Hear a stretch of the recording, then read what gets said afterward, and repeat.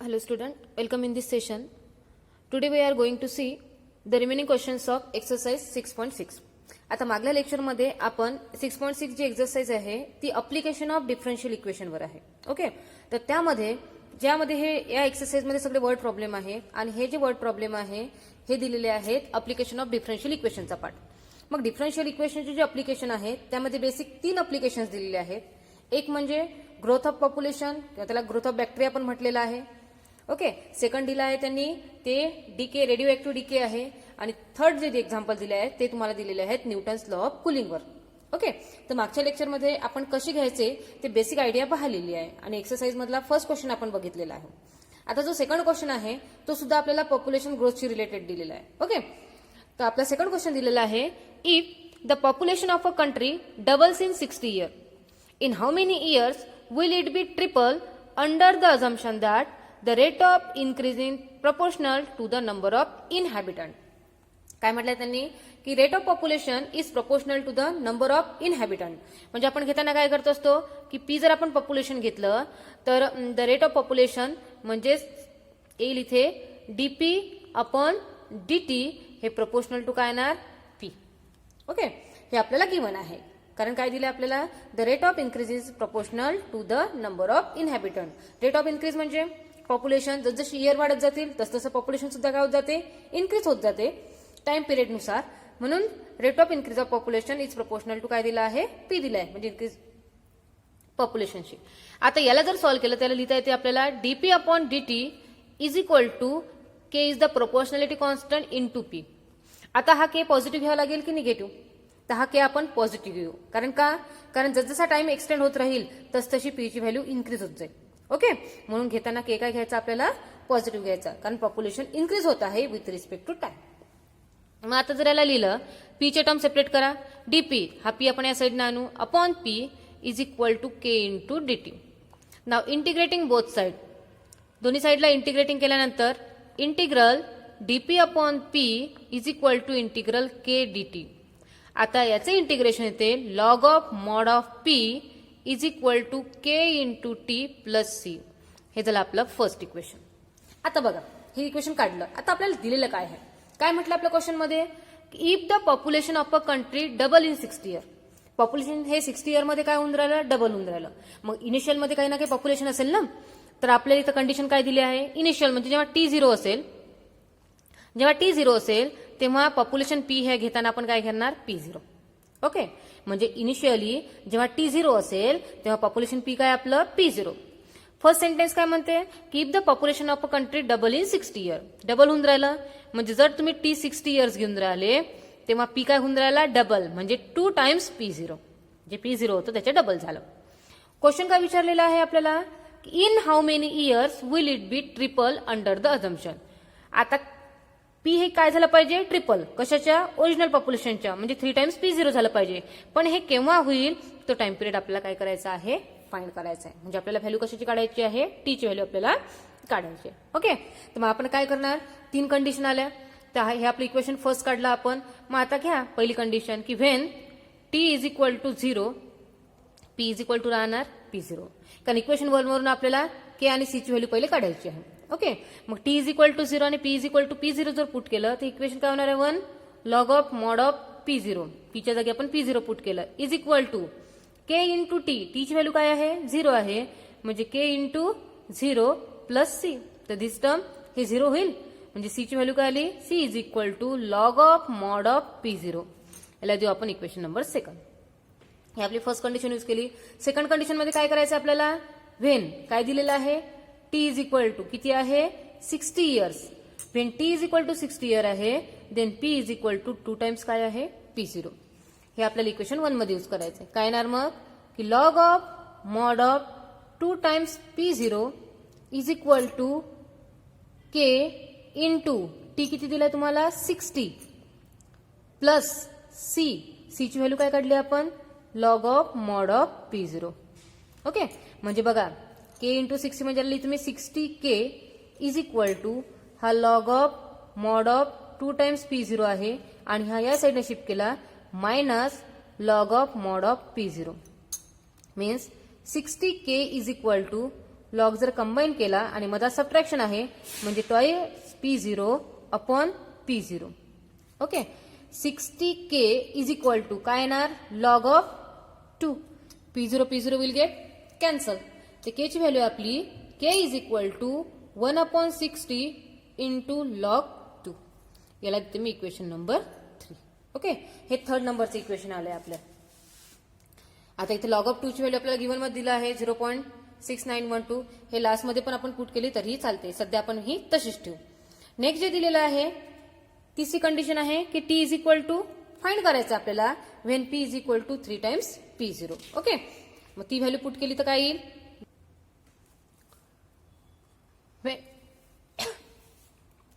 T find करायचं आहे P is equal to काय 3 टाइम्स P0. मग आता इक्वेशन 1 मध्ये आपल्याला ही व्हॅल्यू पुट करायची आहे. तर आपलं इक्वेशन जे 1 आहे त्यामध्ये दिलेलं आहे तुम्हाला log of mod of p ची व्हॅल्यू किती आहे 3 times P0 is equal to k आहे. के ची व्हॅल्यू आली आहे आपली 1 upon 60 into log of 2 into काय दिलेलं आहे टी. हे टी ची व्हॅल्यू आपल्याला फाइंड करायचं आहे आणि प्लस सी दिलं आहे. सी ची व्हॅल्यू आपल्याजवळ log of mod of P0. Okay. म्हणजेच log of mod of 3 times P0 is equal to K into t आहे. तर के ची व्हॅल्यू आहे 1/60 लॉग ऑफ 2 इंटू टी हा फाइंड करायचा आहे plus log of mod of P0. आता इथे याला सॉल्व्ह करायचं आहे तर मी काय करते हे जे log of mod of P0 आहे याला या साईडने शिफ्ट करते. म्हणजे काय येणार हा जो दिलाय तुम्हाला टी आहे ना तर T upon 60 into log of 2 is equal to log of mod of 3 times P0 आणि minus log of mod of हा झाला P0. तर T upon 60 into log 2 is equal to याला जर इक्वेट केलं तर हे येते log of mod of 3 times P0 upon P0. हा P0 काय होणार कॅन्सल. म्हणजे T upon 60 is equal T upon 60 into log 2 is equal to log of 3. आता T is equal to cross multiplication केलं तर 60 लॉग 3 आणि अपॉन येणार आहे log 2. T is equal to 60 log 3 ची व्हॅल्यू काय दिली आपल्याला गिव्हन मध्ये आपल्याला व्हॅल्यू दिलेली आहे 60 multiply by 1.0986 upon log 2. Log 2 ची व्हॅल्यू दिली आपण 0.6912. याला जर सिम्प्लिफाय केलं तर सिम्प्लिफाय केल्यानंतर टी ची जी व्हॅल्यू येते ती दिलेली आहे 95.34. ओके. ही जी व्हॅल्यू आहे एक तर तुम्ही लॉग टेबलचा यूज करून सॉल्व्ह करा अदरवाइज सिम्प्लिफाय करा. म्हणजे अशा प्रकारे पॉप्युलेशन ग्रोथचा आपण हा सेकंड क्वेश्चन पाहिलेला आहे. क्वेश्चन मध्ये काय विचारलं आहे की how many years will it be the triple means population becomes triple in 95.34 years. Okay. Word problem आहे खाली आन्सर लिहायचं. नेक्स्ट क्वेश्चन आहे question number 3. If a body cools from 80 degree to 50 degree at room temperature of 25 degree Celsius in 30 minutes. Find the temperature of the body after 1 hours. काय म्हटलेलं आहे की जी एक body दिलेली आहे तिचं टेम्परेचर 80 डिग्री सेल्सिअस वरून 80 डिग्रीवरून किती झालं आहे 50 डिग्री. त्यावेळी जे रूम टेम्परेचर दिलं आहे ते आहे 25 डिग्री सेल्सिअस आणि किती मिनिटात झाली आहे 30 मिनिटमध्ये. ओके. तर आपल्याला फाइंड करायचं आहे find the temperature of body after 1 hours. तर 1 hours नंतर बॉडी टेम्परेचर किती होईल. आता हा जो आहे क्वेश्चन हा न्यूटन्स लॉ ऑफ कुलिंग वर दिलेला आहे. ओके. आता इथे म्हटलेलं काय पहा पहिलं सेंटेन्स की बॉडी कूल्स फ्रॉम हे लिहून घेऊ आपण body cools from 80 degree to 50 degree in 30 minutes. Okay. म्हणजे बॉडी टेम्परेचर काय होऊन राहिलं डिक्रीज होऊन राहिलं. Now according to Newton's law of cooling काय according to Newton's law of cooling d theta upon D t is proportional to theta minus theta 0. Okay. आपण हे Newton's law of cooling मध्ये पाहिलेलं आहे. एक आपण जे हॉट बॉडी आहे ते घेतो आणि एक टेम्परेचर जे आहे टेम्परेचर ऑफ हॉट बॉडी आहे आणि थिटा 0 आपण टेम्परेचर ऑफ मीडियम घेतो, म्हणजे इनिशियल टेम्परेचर म्हणा किंवा रूम टेम्परेचर म्हणा, आपण याला रूम टेम्परेचर म्हणू. ओके, आता त्याला सॉल्व्ह करायचं आहे की D theta upon D T proportionality जर काढून टाकलं तर is equal to K into theta minus theta 0. आता इथे बघा, इथे के घेताना आपल्याला पॉझिटिव्ह नाही, तो काय घ्यावा लागेल, निगेटिव्ह. कारण जसजसा टाइम पिरियड वाढत जाईल तसं बॉडी टेम्परेचर हे कमी कमी होत जाते, म्हणजे टेम्परेचर हे डिक्रीज होते. डिक्रीज होत असल्यामुळे आपण इथे हे साईन निगेटिव्ह घेतलेला आहे. ओके, टर्म सेपरेट करा. D theta upon theta minus theta 0 is equal to minus K D T.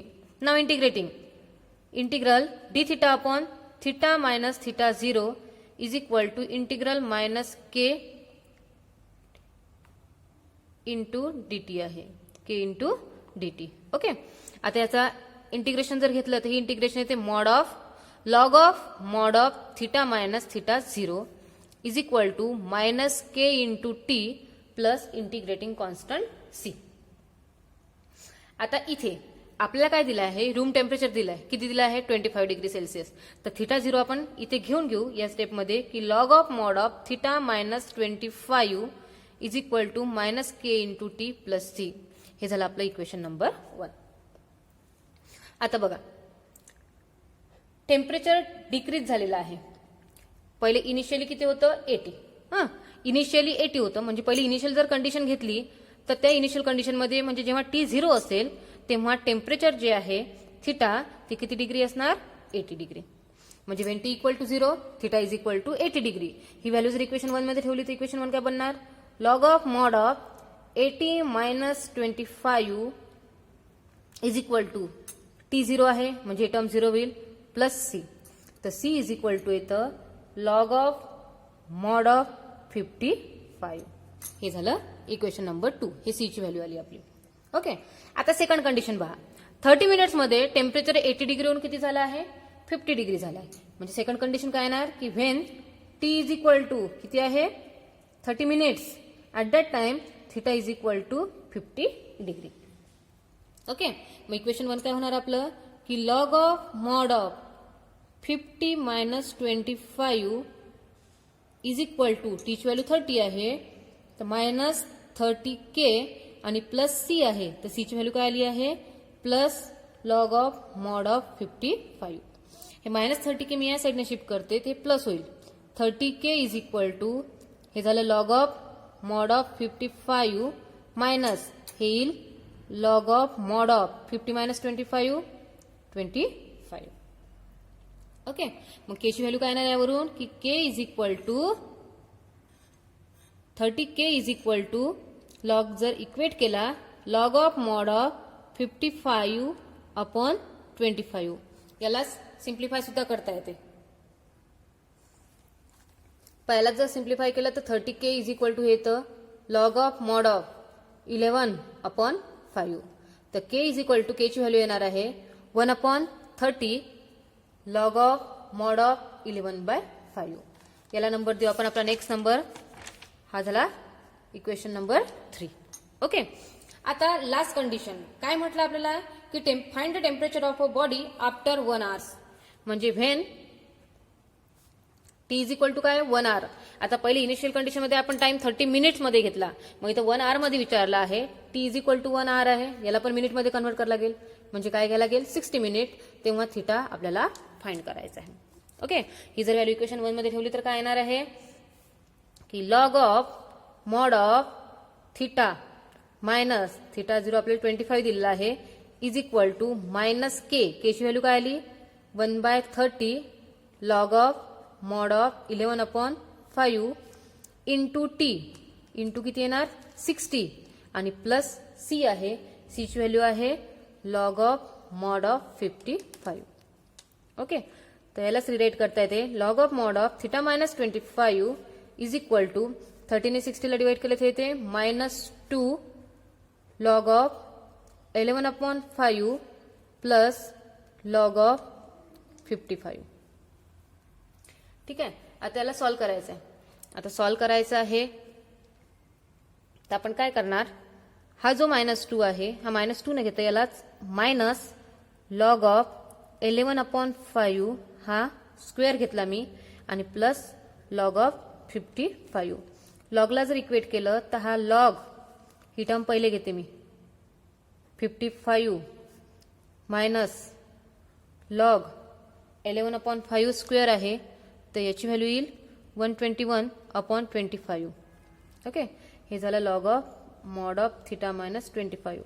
हे लॉगला इक्वेट करू. लॉग इक्वेट केल्यानंतर येणार लॉग ऑफ 55/121/25. आता बघा काय केलं आहे, दिस अपॉन दिस होईल ना, म्हणजेच याला लिहिता येईल आपल्याला की लॉग ऑफ हा 55 मल्टिप्लाय बाय हा 25 अपॉन येणार 121. याला 11 ने आपण जर डिवाइड केलं तर इथे येईल 5 आणि इथे येणार 11. म्हणजे ही व्हॅल्यू येते लॉग ऑफ 25 5 आर 125/11. या साईडने आहे log of mod of theta minus 25. तर लॉग लॉग हे जर केले आपण तर theta minus 25 is equal to येणार 125/11. ओके, मग थिटा इज इक्वल टू 125/11 आहे. हे मायनस 25 शिफ्ट करा प्लस 25 होईल. म्हणजे theta is equal to 125 plus LCM जर 11 काढला 5 27.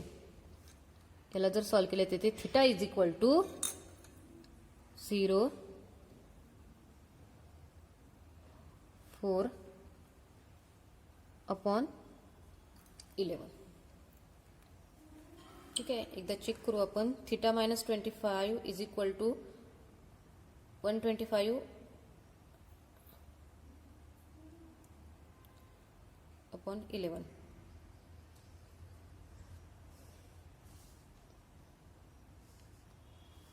125/25. Okay, 55/125 into 25. 11 इथे हे केलं, आन्सर काढलं आणि 11 ने डिवाइड केल्यानंतर आन्सर काय येणार आहे? 36.36. म्हणजे अशी आपली थिटाची व्हॅल्यू आली. म्हणजे आन्सर काय होणार आपलं की the temperature of body becomes 36.36 degree after 1 hours. Word problem आहे, खाली आन्सर लिहायचं. ठीक आहे. Now next question 4 is the rate of growth of bacteria is proportional to the number present. If initially there were 1000 bacteria and the number doubled in 1 hour, find the number of bacteria after 2.5 hours. म्हणजे growth of बॅक्टेरियाशी related example आहे. काय म्हटलं याच्यामध्ये की the rate of growth of bacteria is proportional to the number present. Okay, म्हणजे आपल्याला सरळ सरळ काय घेणार आपण, N is the number of bacteria आहे. मग गिवन दॅट काय दिलं आपल्याला लागेल तर आपण सेंटेन्स लिहू की the rate of growth of bacteria is proportional to the number present. Okay, म्हणजेच काय येणार की dn/dt is proportional to the n. आता इथे प्रोपोर्शनॅलिटीचं जर साइन आपण काढलं त्याला इथेच लिहिता येते dn/dt is equal to k is the proportionality constant to n. आता इथं k आपल्याला घेताना काय घ्यावं लागेल, पॉझिटिव्ह, कारण ग्रोथ ऑफ बॅक्टेरिया म्हणजे जसं टाइम पिरियड वाढेल तशी नंबर ऑफ बॅक्टेरियाज काय होत जातील, इन्क्रीज होत जातील. सो के बिकम्स पॉझिटिव्ह.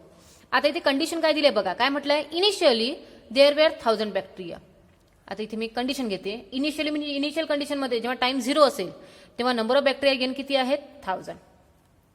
ओके, म्हणजे जेव्हा t 0 आहे तेव्हा नंबर ऑफ बॅक्टेरिया 1000 आहे. नंतर काय म्हटलंय, the number doubled in 1 hour. म्हणजे t इज इक्वल टू जेव्हा 1 hours असेल तेव्हा नंबर डबल होणार. म्हणजे इनिशियली 1000 होता, त्याचे डबल जर केलं तर ते किती होतील, 2000. हे झाली आपली सेकंड कंडिशन. काय विचारलंय क्वेश्चन मध्ये आपल्याला, find the number of bacteria after 2.5 hours. Okay, म्हणजे जेव्हा टी ची व्हॅल्यू 2.5 hours राहील तेव्हा आपल्याला नंबर ऑफ बॅक्टेरिया फाइंड करायचे आहे. तर पहिले आपण इक्वेशन फर्स्ट तयार करू, आपण जसं नेहमीप्रमाणे सॉल्व्ह करत असतो. त्यानंतर या 3 कंडिशनचा आपण यूज करणार आहे. काय मग टर्म सेपरेट करा. dn/n is equal to k into dt. Integrating केल्यानंतर काय येईल, integral dn/n is equal to integral k dt. याचं इंटिग्रेशन येते log of mod of n is equal to k into t plus integrating constant c. This our equation number 1. आता सगळ्यात पहिली initial condition use करून आपण C ची value काढतो. मग इनिशियल कंडिशन काय आपली सी ची की when T is equal to 0 N equal to किती दिलं आपल्याला 1000. व्हॅल्यू पुट करा. Log of mod of 1000 N 1000 आहे, टी ची व्हॅल्यू 0 आहे इज इक्वल टू सी येणार. म्हणजे C is equal to log of 1000 आलं. हे झालं इक्वेशन नंबर 2. नेक्स्ट कंडिशन काय दिले आहे की when T is equal to 1 hours आहे, एन इज इक्वल टू किती दिलेलं आहे 2000.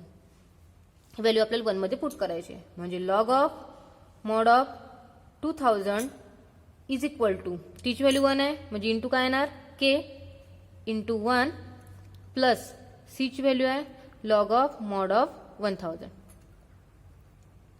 ओके, म्हणजे k is equal to value आली आपली की log of mod of 2000 minus log of mod of 1000. Log जर इक्वेट केला तर हे येते log of mod of 2000 upon 1000 कारण इथे मायनस साइन आहे. तर इथे येणार हे k is equal to log of mod of 2. ही आली आपली के ची व्हॅल्यू. याला देऊ आपण equation number 3. Now the third case जी दिली आपल्याला त्याच्यामध्ये काय म्हटलं आहे की when T is equal to 2.5 hours म्हणजे याला लिहिता येते 5/2 आवर्स. तर यांची व्हॅल्यू काय करायची आपल्याला फाइंड करायची आहे. तर इक्वेशन 1 मध्ये व्हॅल्यू पुट करा. Log of mod of n is equal to k म्हटलंय, के ची व्हॅल्यू किती आहे log of mod of 2 into T, T ची व्हॅल्यू आहे आपल्याजवळ 5/2 आणि प्लस सी आहे ते येईल लॉग ऑफ मॉड ऑफ 1000. आता काय करायचं हा log of mod of 2 into 5/2 याला जर रिराईट केलं त्याला लिहिता येते 5/2 log of mod of 2 plus log of 1000. Okay, म्हणजे हा जो 5/2 आहे आपण या 2 ला पॉवर देऊ. बघा काय लिहिता येणार की log of mod of n is equal to log of 2 to the power 5/2 plus log of 1000. Okay, आता 2 टू द पॉवर 5/2 म्हणजे 2 ला पॉवर किती आहे 5 म्हणजे 2 चा 5 पॉवर घ्यायला गेलं म्हणजे 2 चं जर 5 टाइम्स मल्टिप्लिकेशन घेतलं इंटू √2 म्हणजे त्याला लिहिताना कसं लिहिता येणार की 2 ला रूट घ्यायचं आहे 2 चं पण कशाचं 1/2 पॉवर आहे ना म्हणजे रूट घेतलं 2 पण 2 टू द पॉवर 5 चं. मग 2 टू द पॉवर 5 ला काय लिहिता येईल 2 घ्यायला गेलं आपल्याला किती टाइम्स 5 टाइम्स. ओके, त्यापैकी स्क्वेअर रूट असल्यामुळे यातले 2 2 काय येतील बाहेर म्हणजे ही व्हॅल्यू येते तुमची 4√2. हे कळलं का. पॉवर तुम्हाला काय दिला आहे 2 टू द पॉवर 5/2 आहे. 5/2 आहे म्हणजे स्क्वेअर रूट आहे 2 टू द पॉवर 5 चं. मग 2 टू द पॉवर 5 म्हणजे 2 चं आपल्याला किती टाइम्स मल्टिप्लिकेशन घ्यायला गेल 5 टाइम्स. मग रूटच्या बाहेर काढताना आपण काय करणार या 2 पैकी एक 2 निघेल या 2 पैकी एक 2 निघेल. मग 2 इंटू 2 4 आणि हा √2 जसं तसं राहील म्हणजे व्हॅल्यू आली तुमची 4√2. म्हणजे लिहिता येणार log of mod of n is equal to log of ही व्हॅल्यू येते 4√2 plus log of 1000. Okay, log combine केला तर काय येणार लॉग ऑफ ऍडिशन आहे म्हणजे येणार लॉग ऑफ 4√2 इंटू 1000. मग आता हे जे लॉग आहे लॉग जर इक्वेट केले तर n इज इक्वल टू येते 4 into 1000 4000√2 and we know the value of √2 that is 1.414. Value जर काढली मल्टिप्लिकेशन केलं तर मल्टिप्लिकेशन केल्यानंतर आन्सर येते 5656. म्हणजे काय होणार आन्सर की number of bacteria after 2.5 years are 5656. खाली आपण आन्सर देऊ की the number of bacteria after 2.5 hours become किती होतील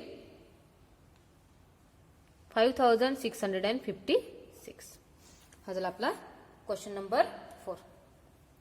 अशाच प्रकारे क्वेश्चन नंबर 5 सॉल्व्ह करायचा आहे. क्वेश्चन 5 आहे आपला the rate of disintegration of radioactive element at any time t is proportional to its mass at that time. Okay, म्हणजे rate of disintegration proportional to काय दिला आहे mass. Now find the time during which the original mass of 1.5 gram will disintegrate into its mass of 0.5 gram. म्हणजे original जे मास होतं ते 1.5 gram होतं, ते डिसइंटिग्रेट होऊन मास किती झाला आहे 0.5 झालेला आहे. तर त्यासाठी किती टाइम पिरियड लागला तो आपल्याला फाइंड करायचा आहे. ओके, म्हणजे आपल्याला सगळ्यात पहिले गिवन काय दिलं आहे, तर जे गिवन आहे पहिले स्टार्टिंगचं सेंटेन्स ते आपण ऍज इट इज लिहू की the rate of disintegration of radioactive element at any time t is proportional to its mass. हे गिवन आहे आपल्याला. ओके, मग मास आपण m घेतलाय म्हणजे गिवन दॅट काय दिलं आहे की dm upon dt proportional to m आहे. Means dm upon dt is equal to proportionality constant की घेतला अपॉन m. आता हा रेडिओ ऍक्टिव्ह डिकेशी रिलेटेड एक्झाम्पल आहे. मग आता इथं रेडिएशन्समुळे ऑब्जेक्ट काय होऊन राहिला डिसइंटिग्रेट होऊन राहिला म्हणजे अमाऊंट त्याचा डिक्रीज होत आहे, मास डिक्रीज होत आहे म्हणून इथं साईन घेताना कुठलं घ्यायचं आहे आपल्याला निगेटिव्ह साईन घ्यायचं आहे. आता टर्म सेपरेट करा. dm upon m is equal to minus K into dt. Now integrating integral dm upon m is equal to integral minus K into dt. आता इथे बघा इथे काय म्हटलं आहे की find the time during which the original mass किती दिला आहे 1.5 ग्रॅम. म्हणजे त्यावेळेस टी किती असेल 0. टी जेव्हा 0 आहे तेव्हा मास किती घ्यायचं 1.5 ग्रॅम. हे डिसइंटिग्रेट होऊन मास किती झालेला आहे 0.5 ग्रॅम झाला आहे. त्यासाठी किती टाइम पिरियड लागला हा आपल्याला फाइंड करायचा आहे. ओके, आता याचं जर इंटिग्रेशन घेतलं तर हे इंटिग्रेशन येणार आहे log of mod of m is equal to minus K into T plus integrating constant c. हे झालं आपलं इक्वेशन नंबर 1. आता पहिल्या याच्यामध्ये पहिली कंडिशन काय दिली आहे तुम्हाला की when T is equal to 0 m is equal to किती घ्यायचं आहे 1.5 gram. Now then equation 1 becomes log of mod of 1.5 is equal to हे काय येणार minus K into 0 plus c. Therefore c is equal to log of mod of 1.5. हे झालं equation number 2. आता second condition मध्ये दिली आहे तुम्हाला की when m is equal to 0.5 gram आहे तर t इज इक्वल टू आपल्याला फाइंड करायचं आहे. ही व्हॅल्यू आता इक्वेशन 1 मध्ये पुट करायची आहे. काय येणार log of mod of 0.5 is equal to minus k ची व्हॅल्यू आपण काढलेली नाहीये कारण के ची व्हॅल्यू काढण्यासाठी आपल्याला दुसरी कंडिशन दिलेली नाहीये. तर टी ची व्हॅल्यू हे के च्या टर्म्स मध्ये येईल तर आपण ती ठेवताना घेऊ मायनस के टी आणि प्लस सी आहे. सी ची व्हॅल्यू दिली तुम्हाला log of mod of 1.5. Okay, हे मायनस के टी मी इकडे आणत काय होते प्लस के टी म्हणजे k t is equal to log of mod of 1.5 minus log of mod of 0.5. काय केलंय ही टर्म या साईडने आपण शिफ्ट केली आहे. लॉगला इक्वेट केलं तर log of mod of 1.5 upon 0.5 तर हे येते log of 5 3 15 kt is equal to log of mod of 3 means t is equal to येतं 1/k इंटू log 3. कारण इथं जी टी ची व्हॅल्यू आहे ते के च्या टर्म्स मध्ये येईल. के हा अननोन आहे, कंडिशन आपल्याला दिलीच नाहीये की व्हॅल्यू कशी काढायची, त्यामुळे ही व्हॅल्यू आपली त्याच टर्मच्या याच्यामध्ये राहील. अशा प्रकारे आपण आज क्वेश्चन नंबर 5 पर्यंत सॉल्व्ह केले आहेत. नेक्स्ट क्वेश्चन आपण नेक्स्ट लेक्चर बघूया.